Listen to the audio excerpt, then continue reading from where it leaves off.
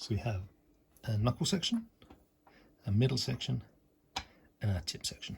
I'm going to start by making sure all the holes are clear.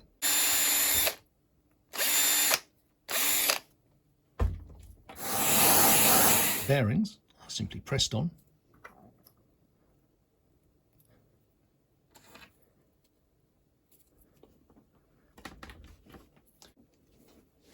And if necessary, you can just give them a little nip with a pair of pliers, in this case plumber's wrench. You should find that they are, of course, very low friction. This is the only way to get near to the human level of friction inside a joint. This is the only way to get near to the same coefficient of friction as you find in mammalian joints. Human joints specifically, of course, but I guess all primates must be pretty similar. 0.005 is the friction coefficient of the synovial fluid as it moves over the articular surfaces. Teflon on steel is 0.04, so a full order of magnitude more friction. Low friction is essential for low hysteresis and fast, easy movements, and particularly high force movements. If you have a lot of friction at your joints when you're trying to apply a lot of force, it will jam up the system. So using bearings is essential for high performance. These are now held together. So first, in fact, we're going to fix off using this kind of insert the tendon.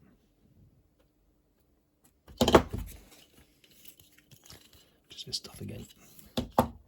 So we take a small loop, you need to pass it through this rectangular hole here so you can see it in that center hole. If this is well cleaned out,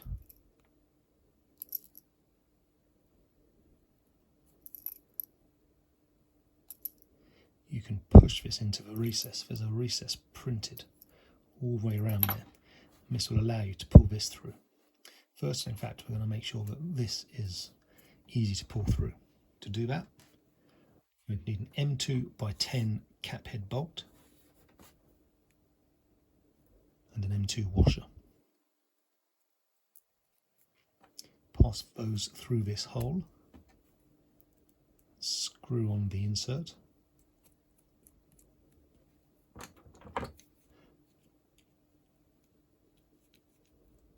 and just start to wind it through. This will cut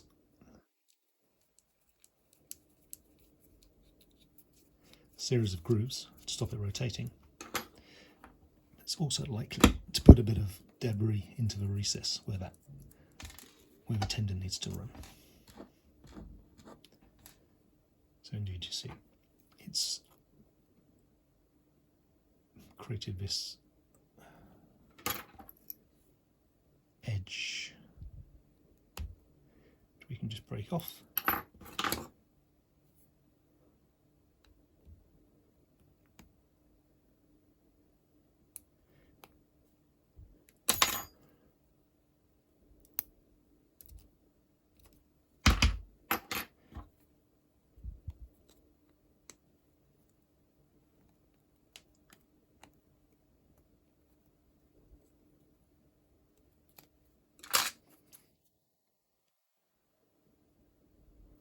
Okay, so if you can see down inside there, all the debris has been removed.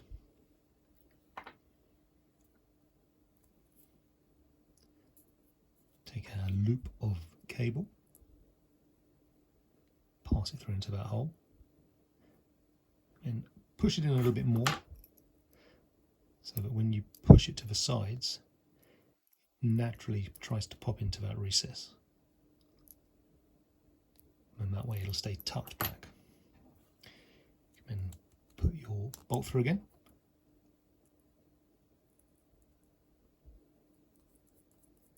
Screw that down.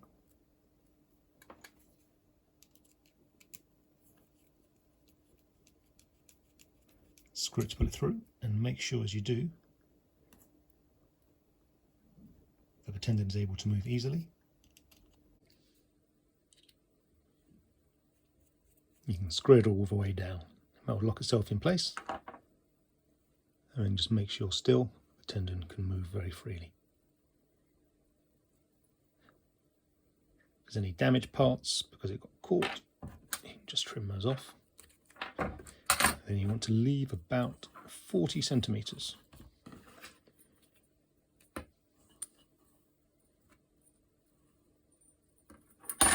Worth of tendon in total, and then just trim it off.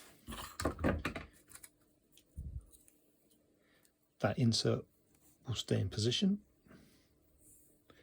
You want to try and get as much of the twist out of the cable as you can. And then remove the M10. This will be replaced by a 6mm.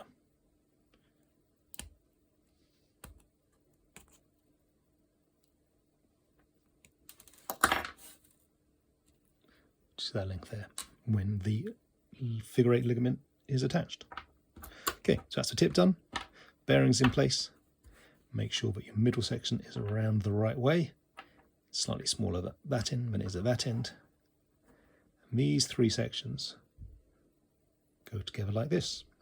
As you can see, without anything restraining them, they can move in lots of different ways. This is what our ligament material is for. You need about 20 centimetres of that.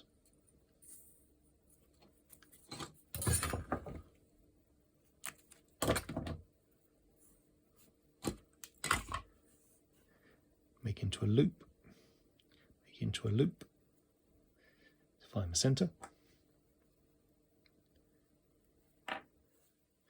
Take an M2 by 6mm cap head bolt.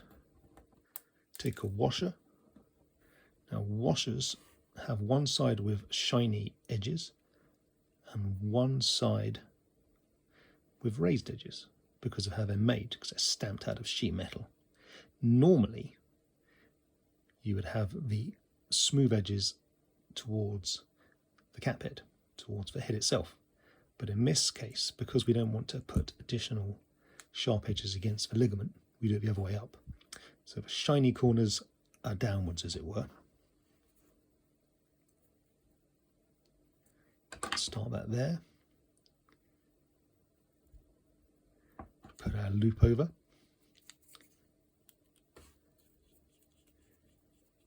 Tighten it down a little bit.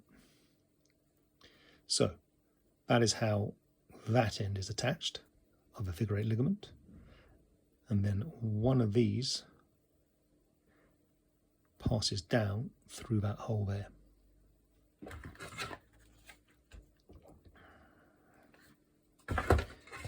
In this case I'm using this one, but it doesn't really matter.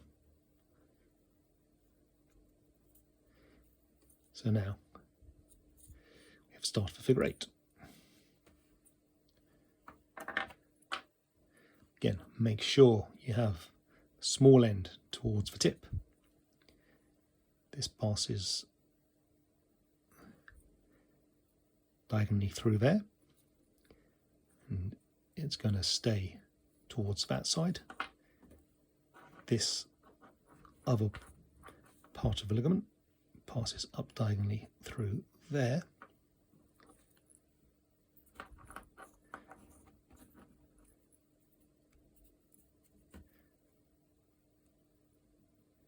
And you can just check to make sure that they haven't twisted over each other. Then onto the knuckle section. Oh, just realised there's an insert to go in there. So we should do that quickly first.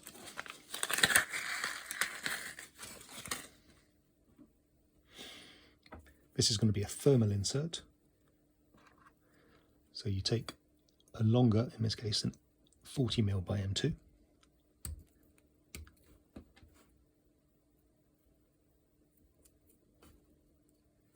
Screw it onto there, hold the end of that with a pair of pliers, and then heat this up for 5 seconds with a jet flame lighter.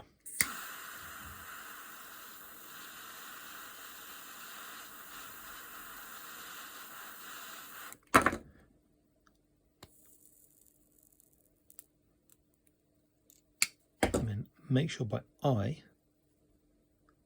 that it's square that way, and when it's in the middle of the hole that way. And also that it doesn't push its way back out.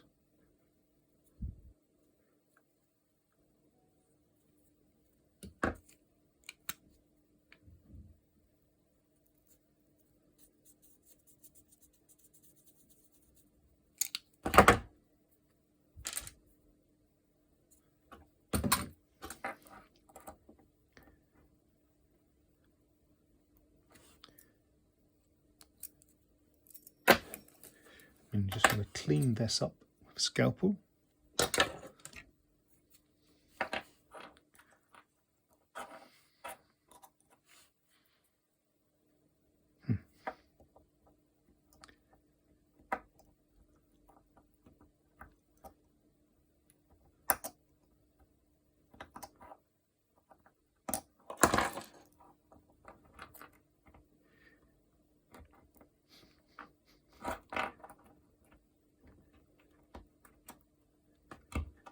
There we go, that should just break off like that once you get under it.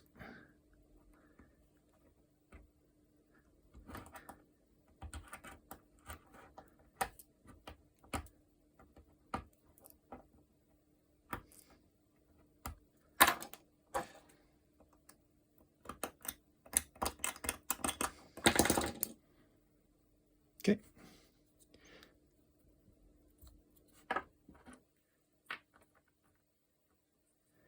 And now the lower one, I'm going to pass through this hole.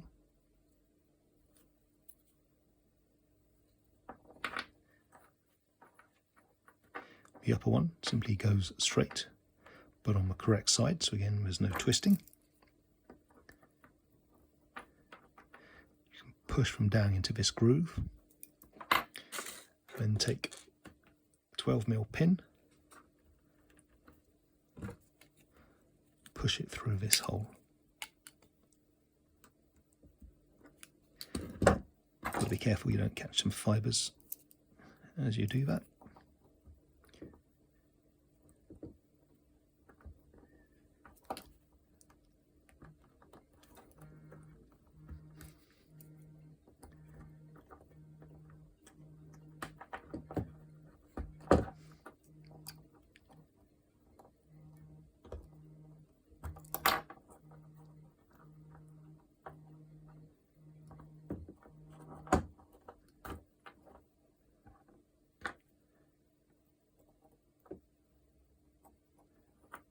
Yep, so just make sure that there's nothing caught there.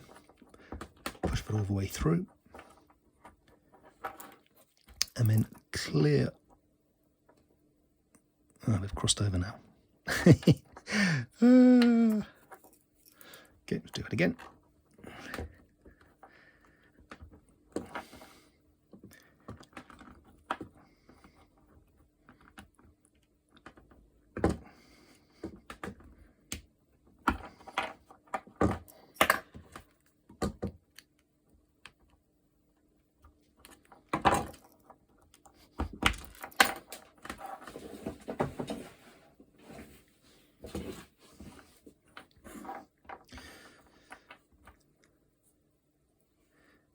Okay,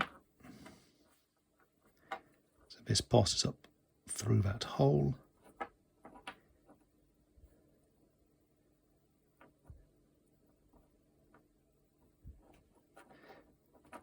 Making sure that they don't get twisted over. Pull these two together, push them down into that groove, and then pass a 2mm diameter by 12mm long pin, making sure you don't catch any fibres as you go.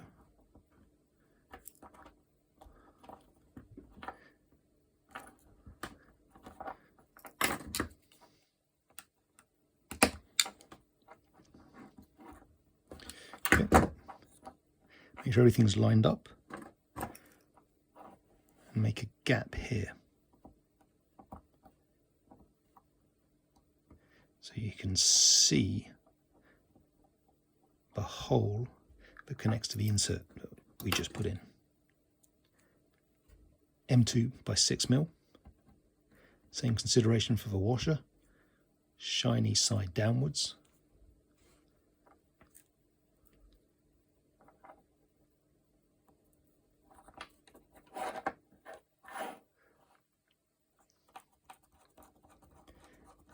And then screw that down until it's just nipped up tight. And with a pair of pliers, by twisting this, you can start to put tension into those ligaments.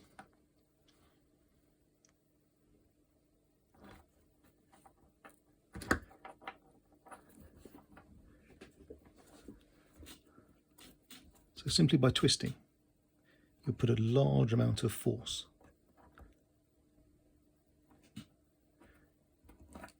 in these ligaments.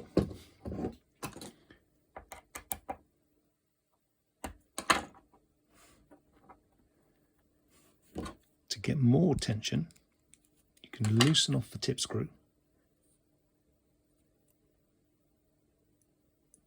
and make the tip stand up like that, and you'll find it'll make everything go loose. If you now tighten these ligaments again, and then clamp down hard at the knuckle, when this tip is straightened, because it slightly changes the geometry, it'll introduce a much higher residual force in the ligaments. And then you simply move the tip to the position you want, and then screw that clamping screw down tight. And the result is a remarkably low friction. Simple, strong finger.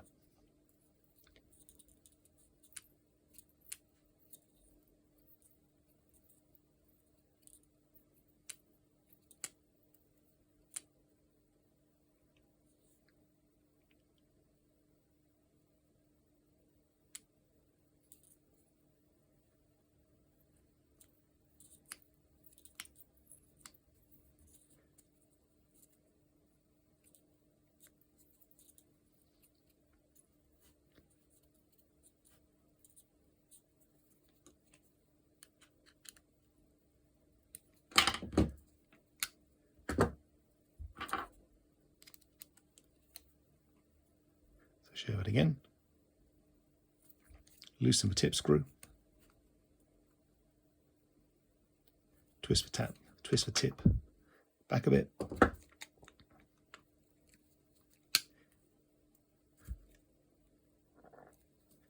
Tension up the ligament by twisting.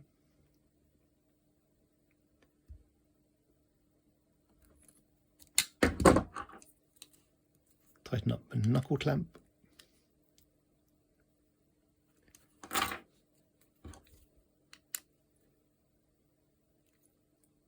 Really very tight now. And then move the tip back into a straight position.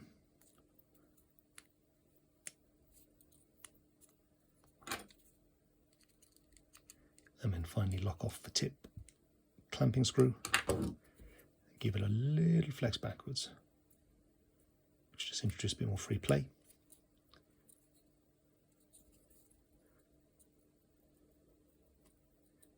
And that produces a very low friction finger. Next step is to trim off the excess from the figure 8 ligament.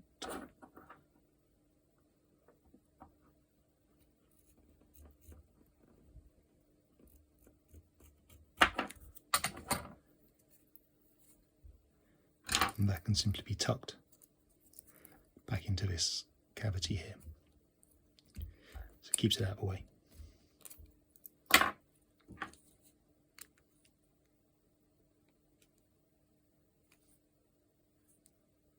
Final clamp.